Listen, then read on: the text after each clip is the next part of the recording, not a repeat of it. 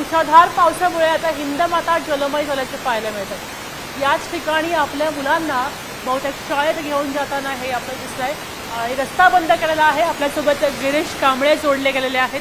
गिरीश, काय परिस्थिती आहे, कशामुळे हे इतकं पाणी साचलेलं आहे? सध्या परिस्थिती आवाक्यात आहे का, काय सांगाल? सकाळपासूनच या ठिकाणी दादर हिंदमाता परिसरात आहे ते पाणी साचलेलं आहे। पाणी कमी होण्याचं नाव घेताना दिसत नाही, कारण सातत्याने पाऊस या ठिकाणी पडतो। संततधार पावसाची सुरू आहे, त्यामुळे या ठिकाणी पाण्याचा निचरा होण्यास थोडासा विलंब होतोय। या ठिकाणी पालिकेचे कर्मचारी असतील, काही संघटना असतील, ते देखील या ठिकाणी आता नागरिकांना मदत करण्यासाठी या ठिकाणी दाखल झालेले आहेत। आपल्यासोबत काही इथले स्थानिक आहेत जे या ठिकाणी मदत करत आहेत लोकांना। काय नेहमीच दरवर्षीप्रमाणे यावर्षी देखील पाणी भरतंय, इथले तुम्ही स्थानिक आहात, काय तुमचं म्हणणं आहे?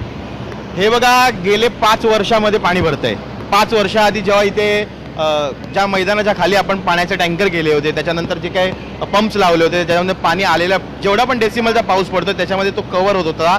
पाणी एक अर्धा तास भरल्यानंतर लगेच अर्ध्या तासानंतर खाली होत होतं। पण यावेळेला कुठच्याही प्रकारची यंत्रणा राबली गेलेली नाही आहेत, कुठच्याही प्रकारची दक्षता घेतली गेलेली नाही आहे। नगरपालिकेकडनं कुठच्याही प्रकारे पाणी भरणार त्याच्यावरती डिझास्टर मॅनेजमेंट असेल किंवा आवश्यक सेवा असेल, कुठच्याही प्रकारे चालली गेली नाही। तुम्ही रस्त्यावर बघताय, फक्त BMCचे SWMचे कर्मचारी इकडे आहेत, बाकी कोणी नाही आहेत। म्हणजे ही असक्षम नगरपालिका आहे, असक्षम पालकमंत्री आहेत। आमचं मुख्यमंत्र्यांना निवेदन आहे, पालकमंत्री हटाव और मुंबई बचाव।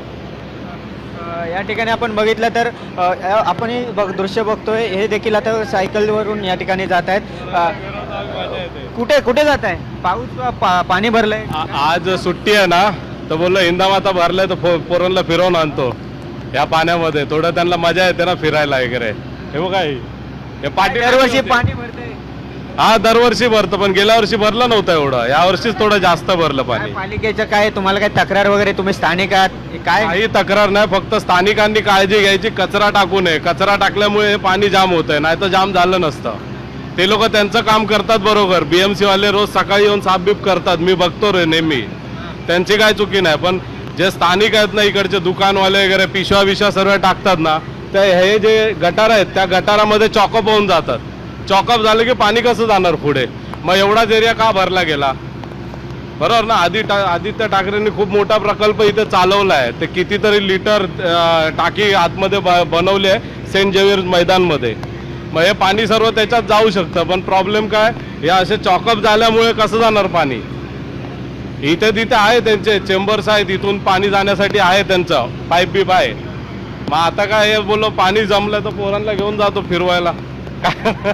या ठिकाणी बघतोय की पाणी भरलंय, लहान मुलांना घेऊन जातात, मात्र या ठिकाणची चुका देखील आहेत, प्रशासनावर काही नाराजी देखील आहे। ज्या पद्धतीने या ठिकाणी व्यवस्था व्हायला पाहिजे होती ती व्यवस्था या ठिकाणी दिसत नाही। सकाळपासून या ठिकाणी खरं तर पाणी साचलंय, हे पाण्याचा निचरा खरं तर व्हायला पाहिजे होता, कारण जवळच या ठिकाणी पंपिंग स्टेशन आहे, जिथून पाण्याचा निचरा होण्यासाठी या ठिकाणी भव्याचं सरकार असताना या ठिकाणी पंपिंग स्टेशन बांधण्यात आलं होतं। मात्र अशा स्थितीत देखील अजूनही हिंदमाता परिसरात पाणी साचलेलं आहे, 1.5-2 फुटापर्यंत हे पाणी आहे खरं तर। त्यामुळे पालिका प्रशासनावर या ठिकाणी खरं तर प्रश्नचिन्ह उपस्थित केले जात आहेत। पालिकेचे कर्मचारी, BMCचे कर्मचारी त्या ठिकाणी त्यांच्या पद्धतीने या ठिकाणी काम करत आहेत। सकाळपासून ते या ठिकाणी नागरिकांना मदत करत आहेत। पाण्याचा निचरा होण्यासाठी पंपिंग स्टेशन या ठिकाणी त्यांनी चालू केलेले आहेत, मात्र तरी देखील पावसाची संततधार या ठिकाणी सुरू आहे आणि त्यामुळे या ठिकाणी पाण्याचा निचरा होताना थोडासा विलंब होतोय आणि परिणामी आपण हे बघतोय की दादर हिंदमातापासून कशा प्रकारे पाणी साचलेलं आहे आणि या पाण्यातून अनेक वाहनं वाहून जाताना दिसत आहेत।